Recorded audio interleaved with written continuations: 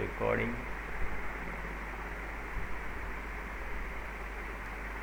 The word polymorphism means having many form. यदि किसी चीज़ का बहुत सारे फॉर्म में इस्तेमाल यूज़ किया जाए तो पॉलीमॉर्फिज्म कहलाता है.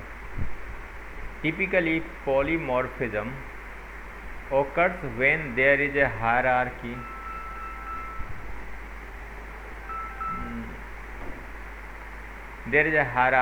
of classes and they are related to inheritance. तो ये क्या कहता है, occurs when there is a hierarchy. Class के बहुत सारे हायरार्की हो, एक क्लास को दूसरे क्लास में, दूसरे क्लास को तीसरे क्लास में, तीसरे क्लास को चौथे क्लास में, इस तरीके से अगर यूज़ करना हो तो उसको क्या कहते हैं, उसको ये कहते हैं हायरार्की कहते हैं. तो there is a hierarchy of class and they are related to inheritance. वहाँ पे पॉलीमॉर्फिज्म कहाँ पे कर सकते हैं, जहाँ पे एक क्लास को दूसरे क्लास में इनहेरिट किया जाता हो. C++ polymorphism means that a call to a member function will cause a different function to be executed depending on the type of the object that invokes the function. ये क्या कहता है, एक call to the member function. Member function मतलब class के अंदर होने वाले बनाए गए मेथड को member function.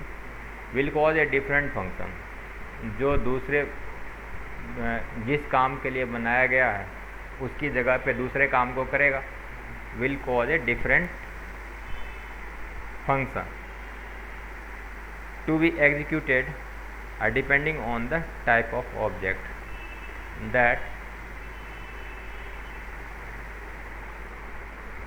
That invoke the function.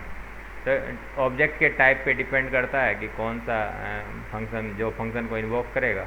चलाएगा कोई और काम करना था कोई और हो गया कोई. ठीक है. Consider the following example where a base class has been derived by other two class. तो बेस क्लास क्या है, शेप है.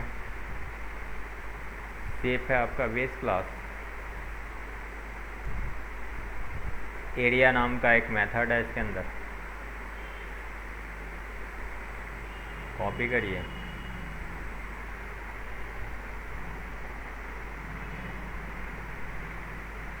ओवरलोडिंग के बाद आएगा पॉलीमॉर्फिज्म. यहाँ से इसको सेव करिए.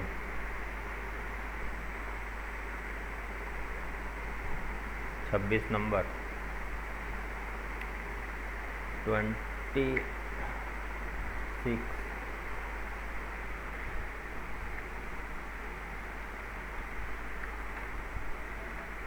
पॉलीमॉर्फिज्म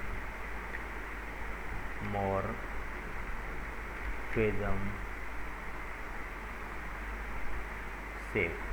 इसको लगा देना. ऐसे चला देना. हाँ,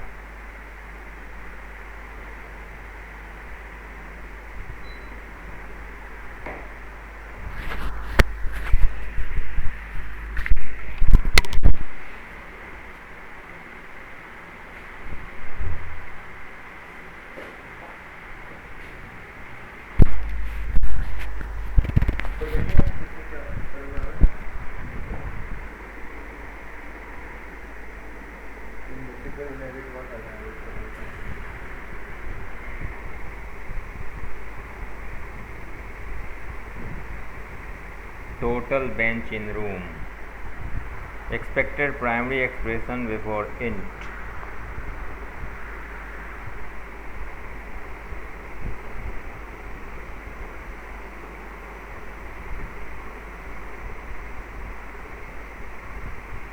Line number 56.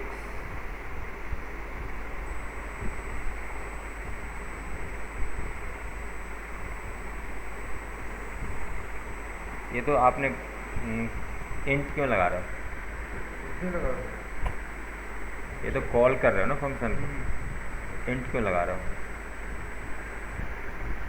F9.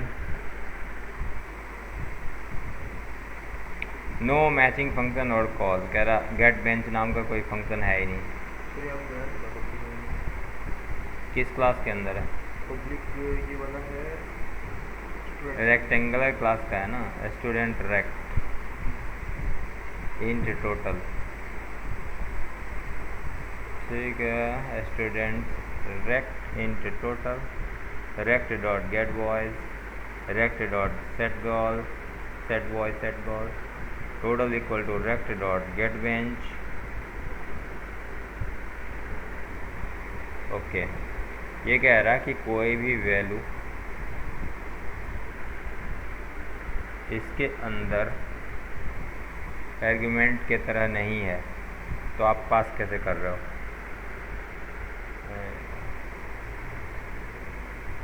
F9 ये ठीक है। अब चलते हैं next.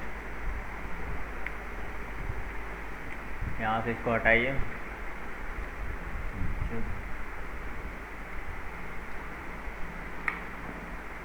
Paste class shape equal to something protected int height और विड्थ। पब्लिक शेप नाम का एक कंस्ट्रक्टर है, इसके अंदर आपसे ए और बी की वैल्यू मांगेगा और यहाँ से ए विड्थ में ए डालेगा, हाइट में बी डालेगा। गेट इंट एरिया नाम का एक मेथड है जो रिटर्न करेगा एरिया को। तो सी आउट पेरेंट क्लास एरिया। ठीक है, अब यहाँ पे आते हैं।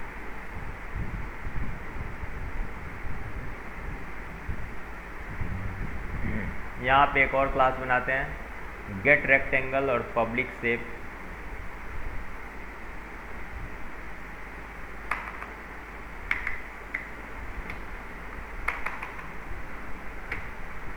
क्लास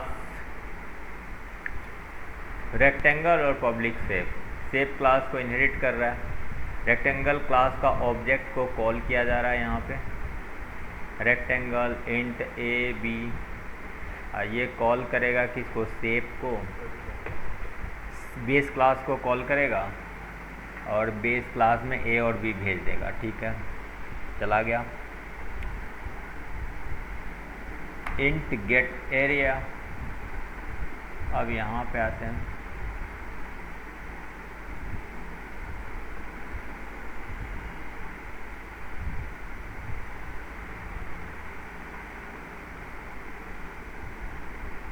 ठीक है, क्लास ट्राइंगल,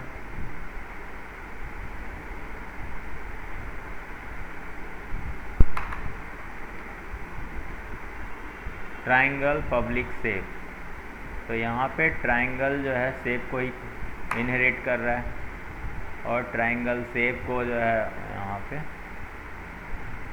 और यहाँ पे अगर ट्राइंगल का क्लास का देंगे तो हाइट और विड्थ इनटू डिवाइडेड बाय 2 कर देंगे तो ट्राइंगल क्लास का एरिया बता देगा। और रेक्टेंगल क्लास का एरिया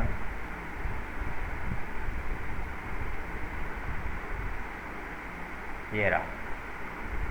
अच्छा, एरिया में क्या है? यहाँ पे एरिया नाम का मेथड है ना, ये एरिया नाम का मेथड यहाँ पे ओवरराइट हो रहा है। ठीक है, इसको कहते हैं पॉलीमॉर्फिज्म।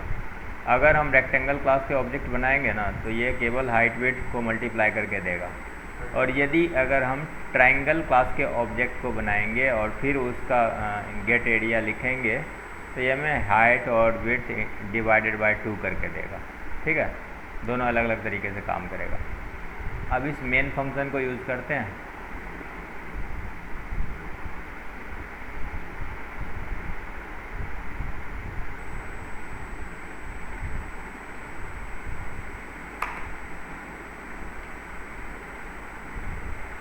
ठीक है, shape star shape, shape class का एक पॉइंटर बना लिया और यहाँ पे rectangle rake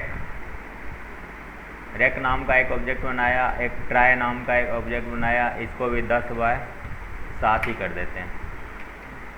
shape equal to rake, इसके रेक के एड्रेस को डाल दिया इसमें, और शेप के एरिया को निकाल लिया। तो रेक्टेंगल का एरिया दोनों को मल्टीप्लाई करके देगा 70 देगा। आप फिर शेप को दोबारा ट्राई कर दिया तो अब ट्राइंगल का वैल्यू इसके अंदर आ गया। अब शेप डॉट एरिया करेंगे तो क्या निकालेगा, ट्राइंगल का एरिया निकालेगा, उसमें डिवाइडेड बाय 2 कर देगा।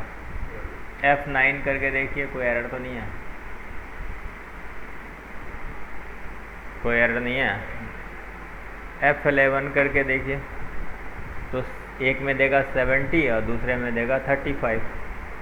कच्छू भी नहीं दिया, कुछ नहीं दिया, तो इसका क्या मतलब है?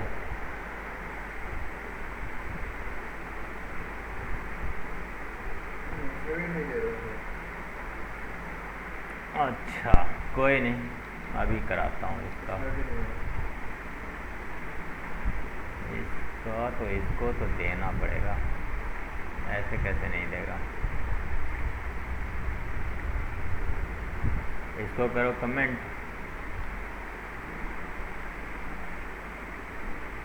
और यहीं पे लिखो, और ये वाली वैल्यू यहाँ पे पुट कर दो। रिटर्न नहीं करवाता, ठीक है। रिटर्न भी करवा देते हैं, कोई फर्क नहीं पड़ता, ठीक है, कोई नहीं।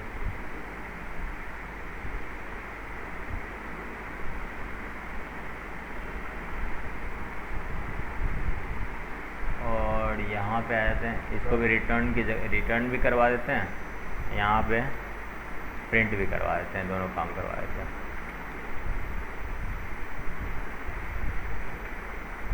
रिटर्न भी करेगा और प्रिंट भी करेगा, दोनों काम करेगा। ये रहा। और यहाँ से इसको चला दीजिए सिंपल F9। रिटर्न कीवर्ड यहाँ पे काम नहीं करता, इसको यहाँ से मिटाइए। अब करिए F9, अब कोई दिक्कत नहीं है। अब करिए F11, तो एक में देगा 70 और दूसरे में देगा 35। ये क्या गड़बड़ है, अब क्यों नहीं दे रहा?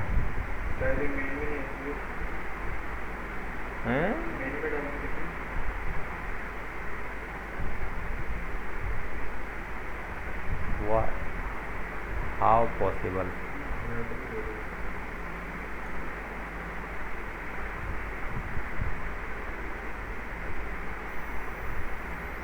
रुकिए, यहाँ पे कुछ कह रहा है।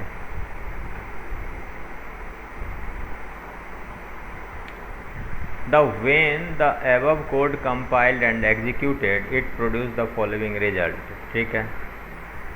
The reason for the incorrect output is that the call of the function area is being set once by the compiler। तो फंक्शन एरिया के कॉल को कंपाइलर द्वारा एक ही बार सेट किया गया as the version defined in the base class. Base class में जैसा वर्जन डिफाइन है वैसा किया गया। This is called the static resolution. इस प्रोसेस को स्टैटिक रिजोल्यूशन कहते हैं ऑफ द फंक्शन कॉल। और स्टैटिक लिंकेज, या फिर इसको स्टैटिक लिंकेज कहा जाता है, ठीक है, कोई दिक्कत नहीं। The function call is fix before the program is executed. Function का कॉल पहले से ही फिक्स है प्रोग्राम एग्जीक्यूट होने से पहले। This is also sometime called the early binding. इसको अर्ली बाइंडिंग भी कहा जाता है, स्टैटिक बाइंडिंग भी कहा जाता है। स्टैटिक बाइंडिंग कह लो, अर्ली बाइंडिंग कह लो, because the area function is set during the compilation of the program. तो एरिया फंक्शन को सेट कर दिया गया है कंपाइल करने के टाइम में। But now let's make a slight modification in our program and proceed the declaration of area in the shape class with the keyword virtual। अच्छा, अब यहाँ पे आप virtual लगाओ तब ये काम करेगा। तो यहाँ पे लगा दो एक virtual,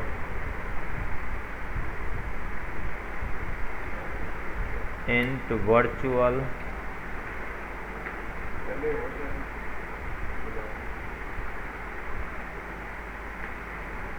वर्चुअल लगा दिया, कोई दिक्कत है नहीं।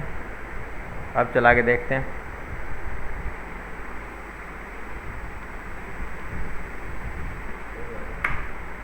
अभी भी कुछ नहीं आ रहा। अच्छा, हमने लगाया गलत जगह, तो आएगा कहाँ से? इसको लगाना था इसके अंदर ना, सेव क्लास के अंदर लगाना था, वर्चुअल। ठीक है, अब करो F11। हाँ, अब दे रहा 70 और 35। ठीक है, दे रहा है, कोई दिक्कत नहीं है। पता है क्या किया इसने? ये जब फर्स्ट टाइम कर रहा था तो स्टैटिक बाइंडिंग था, इसी को रन कर रहा था। जब लास्ट बाद में इसने किया तो यहाँ पे वर्चुअल लगा दिया, तो ये यहाँ पे ओवरराइट हो जा रहा है। यहाँ पे इंट एरिया करेंगे, ओवरराइट हो जाएगा। दोबारा इंट एरिया यहाँ पे करेंगे रेक्टेंगल में, ओवरराइट। यहाँ करेंगे, ओवरराइट। इसके हिसाब से काम करेगा, इसके हिसाब से काम करेगा। तो कीवर्ड था वर्चुअल। ठीक है, अच्छा। After the slight modification when the previous example code is compiled and executed, it produces the following result. This time the compiler look at the content of the pointer instead of its type. ये pointer पे देखेगा क्या है। Hence, since the address of the object of try and rect class are stored in the shape, the respective area function is called. तो shape के अंदर ये store था, तो वही क्या करेगा, काम करेगा। As you can see each of the child class has a separate implementation for the function area. तो एरिया को आपने सेपरेट क्या कर दिया, एरिया को आपने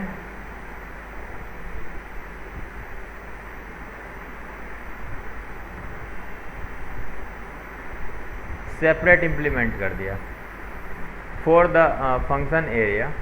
दिस इज हाउ, इसी को पॉलीमॉर्फिज्म कहा जाता है। इसी तरह से पॉलीमॉर्फिज्म को यूज़ किया जाता है। This is how polymorphism is generally use, खास करके ऐसे यूज़ किया जाता है। You have different classes with a function of the same name and even the same parameter but with different implementation. कि मतलब पैरामीटर भी सेम है, नाम भी सेम है, लेकिन इम्प्लीमेंटेशन अलग अलग है। यानी कि आप रेक्टेंगल क्लास में किसी और तरीके से काम कर रहा है और ट्राइंगल क्लास में किसी और तरीके से काम कर रहा है। ठीक है, तो इसको कहते हैं पॉलीमॉर्फिज्म। अब आते हैं वर्चुअल फंक्शन। वर्चुअल फंक्शन हमें क्यों बनाना पड़ा? अच्छा, बिना उसके काम नहीं चल सकता है क्या? अगर मैं बोलूँ यहाँ पे वर्चुअल कीवर्ड हटा दूँ, ठीक है,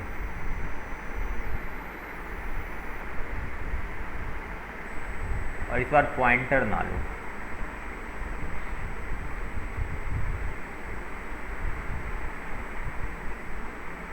इस बार पॉइंटर ना लूँ, तो क्या हो सकता है?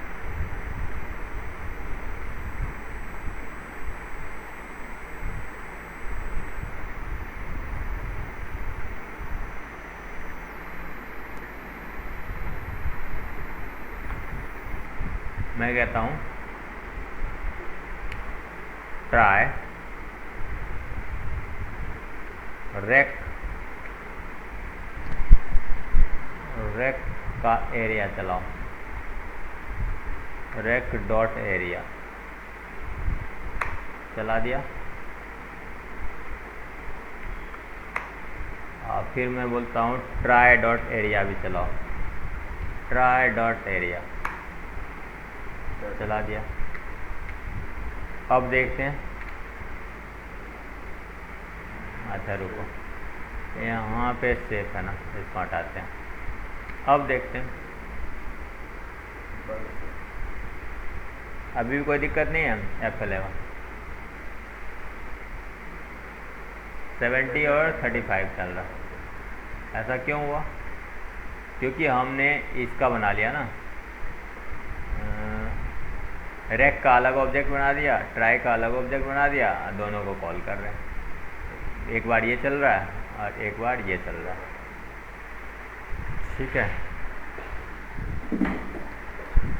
तो अच्छा, हालांकि ये लेट बाइंडिंग नहीं हुआ, ये तो नॉर्मल जिस क्लास को हम यूज़ करना चाह रहे हैं उस क्लास को चला रहे हैं। लेकिन यदि लेट बाइंडिंग करना है, हमने शेप क्लास का ऑब्जेक्ट बनाया, शेप का चाइल्ड है दोनों, कौन कौन है चाइल्ड? शेप का चाइल्ड है आपका ये ट्राइंगल और शेप का ही चाइल्ड है आपका रेक्टेंगल, ठीक है, पब्लिक शेप पब्लिक शेप। तो हम शेप क्लास के ऑब्जेक्ट में इन दोनों को पास कर सकते हैं। तो इसको लेकिन लेट बाइंडिंग करेंगे कैसे, उसका तो एक ही तरीका है। तो हम यहाँ पे लिखेंगे रेक्टेंगल रेक्ट 10 7, ट्राइंगल ट्राई 10 7। फिर लेट बाइंडिंग कैसे करेंगे, इस शेप के अंदर पास करेंगे इसको, तो शेप शेप। तो मैं यहाँ पे क्या करता हूँ, shape store the address of triangle. अब हमने रेक्टेंगल ट्राइंगल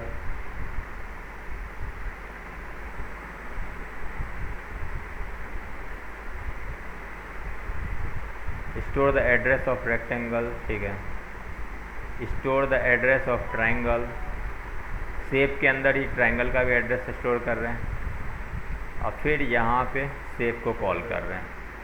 अब ये करेगा नहीं, इसके लिए वर्चुअल फंक्शन लगाना पड़ेगा, तब काम करेगा जैसा पहले था। F9 करिए, F11 करिए, काम तो कुछ करेगा नहीं। आपको यहाँ पे वर्चुअल कीवर्ड का यूज़ करना पड़ेगा शेप क्लास के अंदर। शेप क्लास के अंदर आइए, यहाँ पे वर्चुअल कीवर्ड लगा दिया, वर्चुअल। अब दोनों तरीके से काम कर जाएगा आपका, F9 F11 आ गया। अच्छा, अगर आप ऐसे करोगे तो भी काम करेगा। मैं कहूँ ट्राई रैक और रैक एरिया। अब देखते हैं, कोई नहीं, अभी भी F11 अभी भी काम कर रहा है, ठीक है। तो अगर वर्चुअल कीवर्ड लगाओगे तो आप लेट बाइंडिंग ऐसे कर सकते हो और इसका ऑब्जेक्ट बनाकर तो कर ही सकते हो आप, कोई दिक्कत नहीं। तो यहाँ पे आते हैं virtual function. A virtual function is a function in a base class that is declared using the keyword virtual. Virtual keyword से डिक्लेयर किया जाता है। Defining A base class A virtual function with another version in A derived class signals to the compiler that we don't want static linkage for this function. What we want is the selection of the function to be called at any given point in the program to be based on the kind of object for which it is called. तो ये object पे base करेगा, किया जाएगा जिसके द्वारा call किया जा रहा है। This sort of operation is referred to as dynamic linkage और फिर लेट बाइंडिंग। इसको लेट बाइंडिंग भी कह सकते हैं या फिर डायनेमिक बाइंडिंग भी कह सकते हैं या फिर डायनेमिक पॉलीमॉर्फिज्म भी कह सकते हैं। अब आते हैं प्योर वर्चुअल फंक्शन। देखो, प्योर वर्चुअल फंक्शन में क्या होता है ना, इसके अंदर आपको कुछ भी इसकी बॉडी नहीं बनाना पड़ता है। इसमें क्या था, बॉडी बना हुआ था आपके यहाँ पे देखो, यह वर्चुअल फंक्शन। वर्चुअल फंक्शन के अंदर क्या है, बॉडी बना हुआ है, इसका क्या काम करेगा ये। लेकिन जो प्योर वर्चुअल फंक्शन होता है ना, उसके अंदर बॉडी नहीं होती है। So it is possible that you want to include a virtual function in a base class so that it may be redefined in a derived class to suit the object of that class. It is possible that you want to include a virtual function in a base class जब base class के अंदर इसको virtual function को add कर सकते हैं। It is possible that you want to include a virtual function in a base class so that it may be redefine, ताकि ये रीडिफाइन किया जा सके किसके अंदर, डेराइव्ड क्लास के अंदर, to suit the object of that class, ताकि उस क्लास के ऑब्जेक्ट के हिसाब से काम कर सके। ठीक है, but that there is a no meaningful definition, मतलब इसका कोई मीनिंगफुल डेफिनीशन नहीं है। You could give for the function in the base class, ताकि आप उस फंक्शन को बेस क्लास में दे सकें। We can change the virtual function in the base class to following. तो अब इसको बनाएंगे प्योर वर्चुअल क्लास। ठीक है, तो प्योर वर्चुअल में क्या होता है, एक क्लास खाली एक फंक्शन का नाम दे देते हैं, =0 कर देते हैं। ठीक है, अब प्योर वर्चुअल का क्या होता है, मतलब यहाँ पे देखते हैं। तो इसको यहाँ से कॉपी कर लो,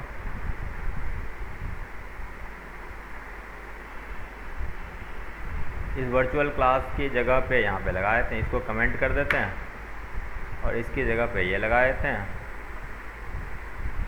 सॉरी, और इन सब को भी कमेंट कर देते हैं, रिटर्न पिटर्न जितना भी है कर दिया। और फिर यहाँ पे एक वर्चुअल क्लास बना देते हैं, वर्चुअल फंक्शन, और इसका मतलब क्या है, वर्चुअल इंट एरिया, एरिया नाम का एक फंक्शन है जिसके अंदर 0 स्टोर किया जा रहा है। ठीक है, बाय डिफ़ॉल्ट 0। चलो अब इसका क्या मतलब, the =0 tells the compiler that the function has no body. =0 का यहाँ मतलब क्या है, कंपाइलर को ये डायरेक्ट कर रहा है, ये बता रहा है, इंस्ट्रक्ट कर रहा है, tells the compiler that the function has no body, इसके अंदर कोई बडी नहीं है, and above virtual function will be called the pure virtual function. और इस तरह के वर्चुअल फंक्शन को हम प्योर वर्चुअल फंक्शन कहते हैं, =0 लगाने के बाद। ठीक है, अरे ये क्या आ गया, नेक्स्ट चैप्टर। चलो इसको कॉल करके देखते हैं अब क्या हो रहा है, काम कर रहा है, सेव करो, F9, कोई दिक्कत नहीं है, F11, यस ऑफ कोर्स काम कर रहा है, क्योंकि प्योर वर्चुअल फंक्शन है ये। आप ऐसे ही वर्चुअल लिख करके अब यहाँ पे फंक्शन बनाते जाओ। ये आपने कहाँ पढ़ा था, इंटरफेस में पढ़ा था ना, इंटरफेस हो गया नहीं हुआ, इंटरफेस में ऐसे पढ़ा था आपने। चलो ये वाला चैप्टर भी कंप्लीट हो चुका है, इसको कर देते हैं बंद।